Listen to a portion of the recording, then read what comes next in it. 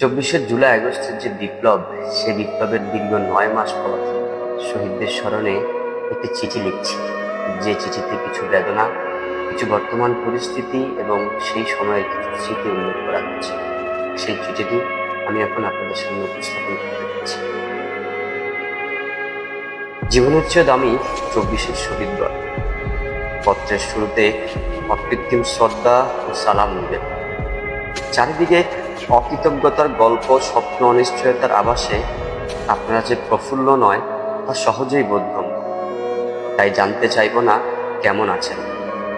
জুলাই আগস্টে যে রক্তধারায় আপনারা জীবন হারিয়ে বিপ্লব উপহার দিয়েছেন, সেই রক্তিম বিপ্লবের কিছু কথা আপনাদের না জানালেই হয়।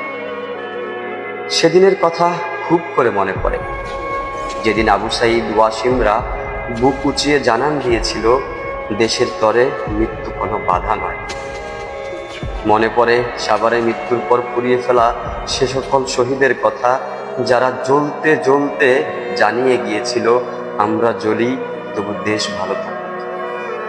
চুল থেকে নখ, চোখ থেকে পাকস্থলী, মুখ থেকে মগজ আর বুক থেকে হৃৎপিণ্ড, মৃত্যুর মিছিলে কোনো কিছুই ছাড়েনি।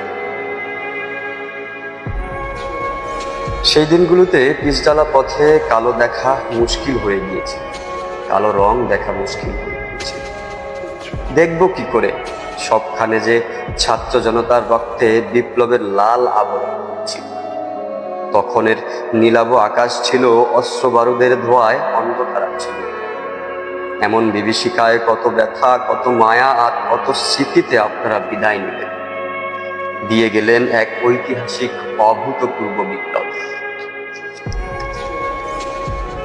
সে বিপ্লবের দীর্ঘ ৯ মাস পর আমি আপনাদের উদ্দেশ্যে লিখছি।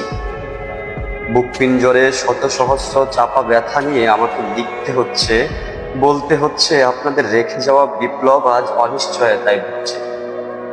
সত্য সুন্দর ত্যাগের বিনিময়ে অর্জিত বিপ্লব আজ দুর্বল হয়ে স্মরণ করছে শহীদের আর্তনাদ।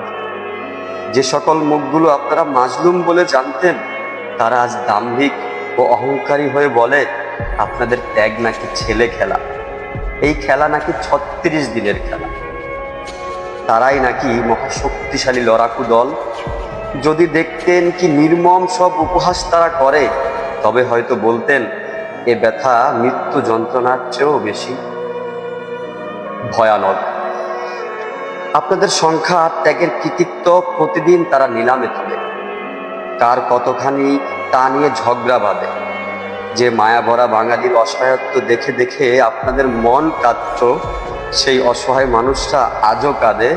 তাদের ভাগ্যের পরিবর্তন কেবল শাসকের একদল গিয়ে অন্য দল এসেছে দ্বিগুণ শোষণের ভয় নিয়ে। এই মানুষরা কখনো আপনাদের ত্যাগে, আবার কখনো নিজেদের অনিশ্চিত ভাগ্যের জন্য কাঁদে। মানুষরা এখনো কাঁদে, কখনো কাঁদে আপনাদের জন্য, কখনো কাঁদে তাদের অনিশ্চয়তার ভাগ্যের জন্য। এদেশের নির্মম রাজনীতি কখনো শহীদের রক্ত আর মানুষের স্বপ্ন নিয়ে ভাবে না, কখনো ভাবে না অতীতের কথা, ভাবে শুধু নিজেদের বর্তমান আর ভবিষ্যৎ কি হবে। হায় আফসোস, হায় বেঈমানি। যে সকল ভাই বন্ধুদের সাথে পিচঢালা রাজপথে রক্ত লাল করে পাড়ি জমিয়েছেন পরপারে, তাদের কেউ কেউ আপনাদের রক্তকে পুঁজি করে ভুলে যাচ্ছে রক্তিম সব স্মৃতি। ভাগ বাটোয়ারায় প্রায় ভুলে যায়, ভোগে নয় ত্যাগেই আপনাদের মৃত্যুবরণ অথবা শাহাদাত বরণ হয়েছে। চারিদিকে দুর্বিষহ অকৃতজ্ঞতার গল্প দেখে দেখে আমি ভাবি, এই যন্ত্রণার চেয়ে আপনাদের দলে সামিল হওয়াই যেন শ্রেয়। এই ভূখণ্ডে রাজনীতি পুরনো হোক অথবা নতুন, দুটোই আমাদের রক্ত চায়। রক্ত চায় ছাত্র জনতার, রক্ত চায় সাধারণ জনতা। বিপদ কেটে যাওয়ার পর সে রক্তে দেশ গড়ার কথা আর কারো মনে থাকে না। মুক্তিযুদ্ধের ৫৪ বছরে এসেছে যত দল, তারা কেউ হয়তো স্বাধীন হয়ে ভাবতে পারেনি জনতাই এদেশের বল, কেউ ভাবতে পারেনি।